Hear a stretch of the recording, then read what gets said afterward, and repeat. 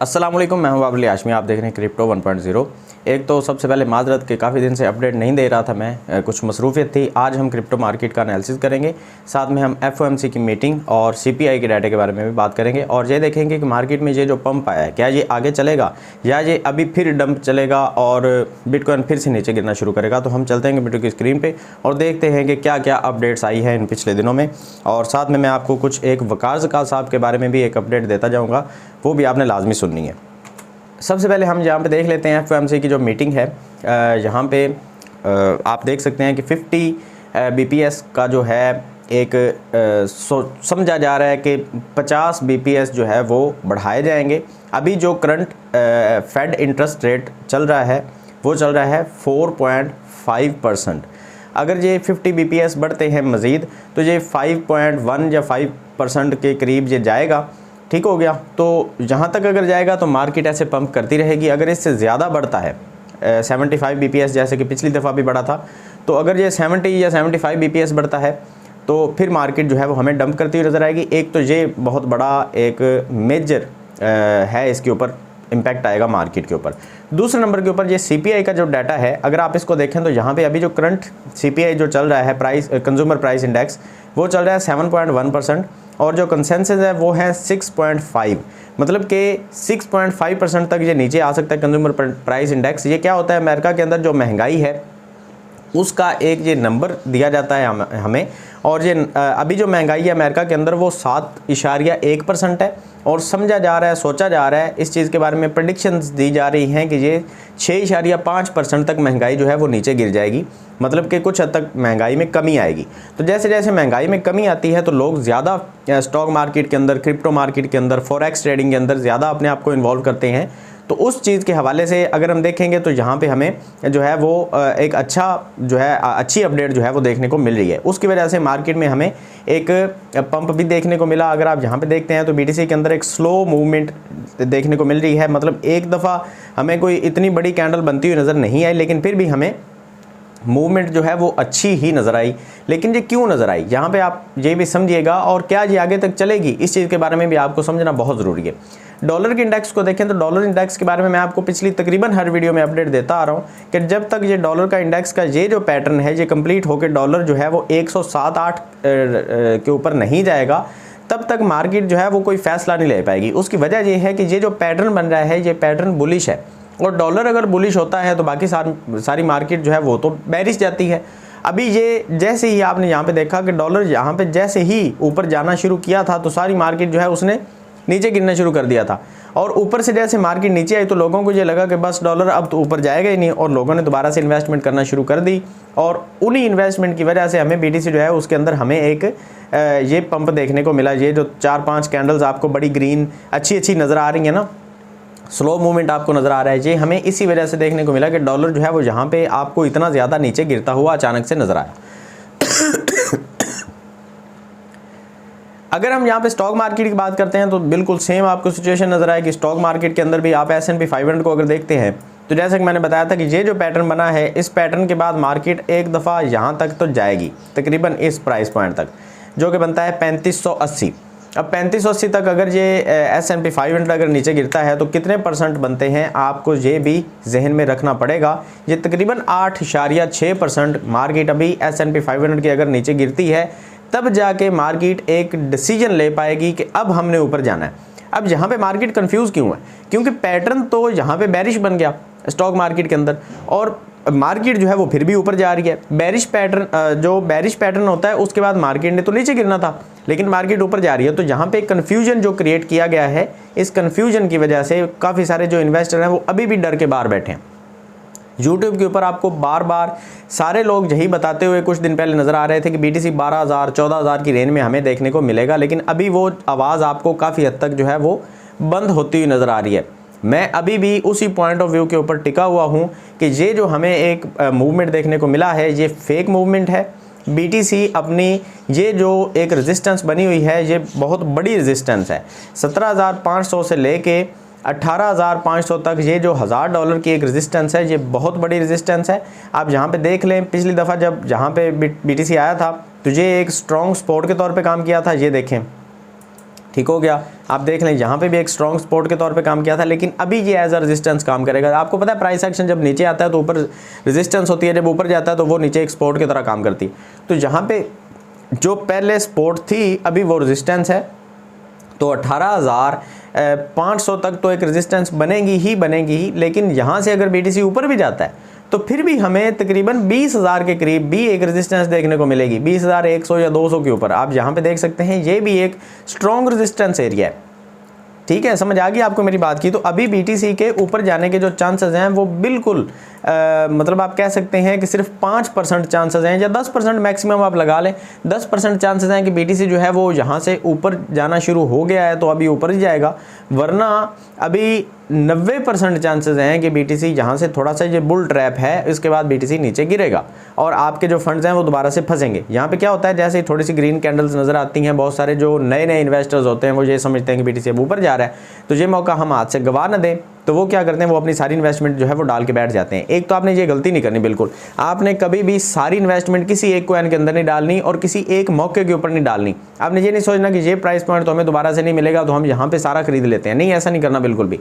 आपने हमेशा DCA करना होता है और किसी एक कॉइन के अंदर नहीं सारी इन्वेस्टमेंट डालनी होती। जितना भी कोई अच्छा कॉइन है, BTC की अगर बात करते हैं तो BTC $70,000 से अगर हमें $15,000 की रेंज में या इससे भी नीचे जाता हुआ अगर नज़र आया था, नहीं 15,000, हाँ 15,000 के ऊपर ही, अगर 70,000 से ये 15,000 के ऊपर आ सकता है तो क्या ये इससे मज़ीद नीचे नहीं जा सकता? बिल्कुल जा सकता है। हमें कुछ अच्छी खबरें भी मार्केट में देखने को मिल रही हैं, जैसे रशिया की तरफ से एक खबर आई है कि CBDC वो अपना लॉन्च करने का एक पायलट प्रोजेक्ट जो उनका है वो मतलब उसके ऊपर वो काम कर रहे हैं। CBDC अगर लॉन्च होता है तो काफ़ी हद तक क्रिप्टो मार्केट के लिए ये एक बुलिश न्यूज़ होगी, और वो भी रशिया की तरफ से, जो कि रशिया मतलब पूरी दुनिया के लिए एक आप कह सकते हैं कि लीडिंग कंट्री है। वो लीड करते हैं काफ़ी सारे प्रोजेक्ट के अंदर। अगर वो कुछ कर देते हैं तो काफ़ी सारी कंट्रीज़ उनको फॉलो कर रही होती हैं, और वो भी सेम वही जो है सिनेरियो वो दिखा रही होती हैं कंट्रीज़ हमें। लेकिन जहाँ पे हमें ये भी देखना होगा कि क्या वो इतनी जल्दी होगा? नहीं, CBDC के ऊपर बहुत सालों से काम होता आ रहा है और अभी तक वो कंप्लीट नहीं हुआ, तो इतनी जल्दी नहीं होगा। अब मैंने आपको वीडियो के स्टार्ट में कहा था कि अच्छा अभी हमने एथेरियम का करना है एनालिसिस, वो आपने देख के जाना है। मैंने स्टार्ट में कहा था कि वकार ज़कात साहब के बारे में मैं आपको एक अपडेट दूंगा। वकार ज़कात साहब के ख़िलाफ़ एक नॉन बेलेबल वारंट जो है वो जारी किया गया है। FIA ने केस किया था और उस केस की जो बुनियाद थी वो ये थी कि वकार ज़कात ने एक स्कैम किया है, क्रिप्टो प्रोजेक्ट का एक स्कैम। अब मुझे नहीं पता कि वो कौन सा स्कैम है, क्योंकि मेरे इल्म में ऐसा कोई स्कैम नहीं वकार ज़कात साहब ने किया। अब ये जो एक्सचेंज लॉन्च करने की या जो 10up के लॉन्च करने की बात की जा रही है, अगर तो इसको स्कैम कहा जा रहा है तो ये पाकिस्तान की कम्युनिटी के लिए, जो कि तकरीबन 5 करोड़ क्रिप्टो कम्युनिटी है, इस सब के लिए ये एक बहुत बुरी खबर है। क्योंकि अगर कोई एक्सचेंज लॉन्च करना भी पाकिस्तान में स्कैम समझा जाता है, या 10up को लॉन्च करना भी पाकिस्तान में स्कैम समझा जाता है, या फ्रॉड इसको डिक्लेयर कर दिया जाता है, तो फिर तो हमारे लिए ये काम करना, और जैसे ये मैं आपको एनालिसिस करके दे रहा हूँ, ये करना तो बहुत बुरा ही समझा जाएगा ना। क्योंकि जो बंदा एक बिल्कुल लीगल काम कर रहा है, अगर उसको भी स्कैम और फ्रॉड का नाम दे दिया जाएगा तो हमारा तो कोई मतलब लेना देना ही इससे नहीं बनता। फिर तो पाकिस्तान में क्रिप्टो को समझें कि ये बैन करने की तरफ ही जा रहा है। अब ये सिर्फ केस जो है ये वकार ज़कात साहब का नहीं है।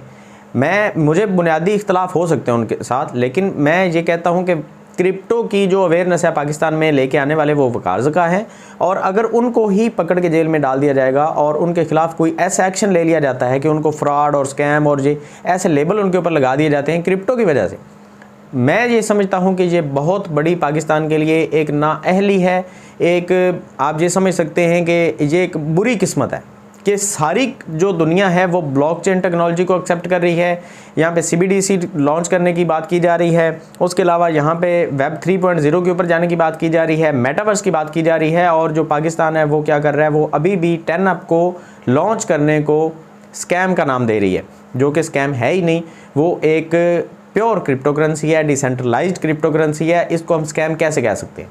स्कैम तो वो पॉन्जी स्कीम्स हैं जो आपके पैसे लेती हैं और वो पैसे लेके वो बाहर किसी कंट्री में जाके बैठ जाते हैं, सुकून से वो खाते हैं और वो हमारे पैसों का ख्याल नहीं करते। वकार ज़कात तो अभी भी पाकिस्तान के रिहायशी हैं और वो अमेरिका के अंदर हैं, इसलिए वो उन्होंने अपना एक वकील तो पेश किया है। और ये नॉन बेलेबल जो वारंट हैं, ये आई थिंक ये 19-20 तारीख को इसकी कोई डेट है अदालत में, तो देखा जाएगा क्या बनता है। मेरे ख्याल से वकार ज़कात इसको अच्छे तरीके से फेस करेंगे, भागने वाले तो वो नहीं है। पहले भी उनके ऊपर कुछ झूठे मुकदमात किए गए हैं, तो उनसे निपटने के लिए उन्होंने वकील भी किए और ख़ुद उन्होंने भी एक केस किया हुआ है पाकिस्तान में क्रिप्टो करेंसी को लीगल करने के लिए।